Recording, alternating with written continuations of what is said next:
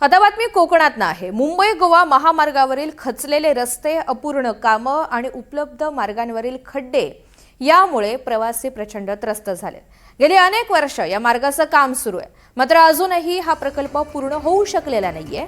या मार्गावर नागोठणे परिसरात उभारण्यात आलेला उड्डाण पूल एकाच पावसात खचला गेलाय। यानंतर जून महिन्यात झालेल्या पहिल्याच पावसात हा पूल खचला आणि धोकादायक ठरला। याच पुलाला समांतर असलेल्या रस्त्यावर देखील मोठ्या प्रमाणात खड्डे पडले। गरज नसताना या पुलाची लांबी 2 किलोमीटरपर्यंत वाढवण्यात आल्याचा आरोप स्थानिकांनी केलाय। तब्बल 18 वर्षापासून काम सुरू असणाऱ्या मुंबई गोवा महामार्गाचं काम अजून देखील पूर्ण झालेलं नाही आणि ज्या ठिकाणी हे काम करण्यात आलं त्या ठिकाणी देखील निकृष्ट दर्जाचं काम करण्यात आलंय।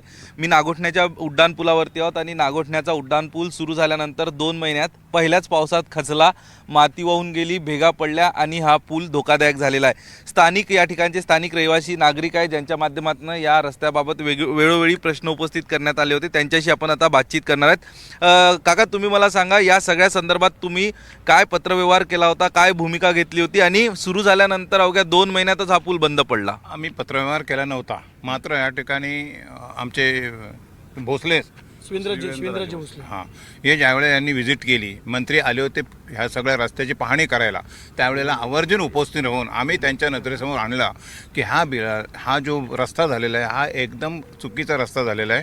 कारण या रस्त्यासाठी कॉन्ट्रॅक्टरच्यावरती जो बर्डन असतो त्यांनी कॉम्पॅक्शन अजिबात केलेलं नाही आणि कॉम्पॅक्शन न करता रात्रीच्या वेळेला भराव केला।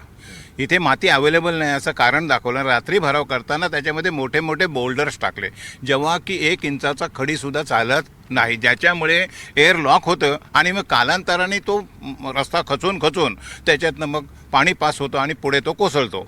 ही सगळी टेक्निक माहिती असताना पण नाहीच्या इंजिनियर्स लोकांनी ह्या बिलाला अप्रुव्हल कसं दिलं? तुम्ही मला सांगा, या सगळ्या संदर्भात आता जे याचं सदोष काम झालेलं आहे, पुन्हा एकदा डागडुजी केली जाते, डागडुजी केल्यानंतर देखील या रस्त्याचं काम नीट होईल असं वाटतंय का? शंका आहे मनामध्ये। गेले अनेक वर्ष आम्ही इथं राहतो, मी रहिवासी इथला काय, मी गेले 17 वर्षापासून बघतोय, अद्यापपर्यंत काम काय तसं पाहिजे तसं झालेलं नाही आहे। आणि आमची जी लोकं आहेत, जे जाणे करणारी लोकं आहेत, से मीरानगरचे, इथं मुरावाडी आहे, इथं राहणारे लोक आहेत, अतिशय धोकादायक काम आहे हा कधीही याचा अपघात होऊ शकतो। आता गणेशोत्सव तोंडावर आलेला आहे, कोकणवासीय मुंबईच्या उपनगरातनं मोठ्या संख्येनं गावाकडे येतात।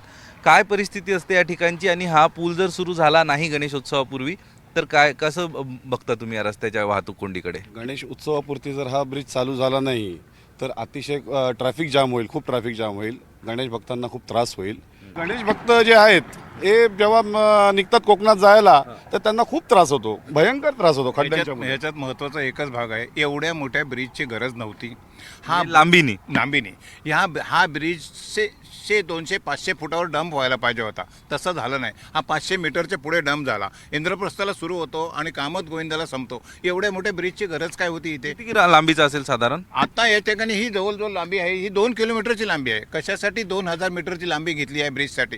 एक ओपनिंग फक्त IPCLला जाण्यासाठी आहे, तिकडे जाणाऱ्या हेवी गाड्यांसाठी, जेव्हा की IPCL रिलायन्सवाल्यांचं नवीन ब्रिज होत आहे त्या ठिकाणी आता, आणि त्यांची सगळी वाहतूक तिकडे डायव्हर्ट होणार आहे।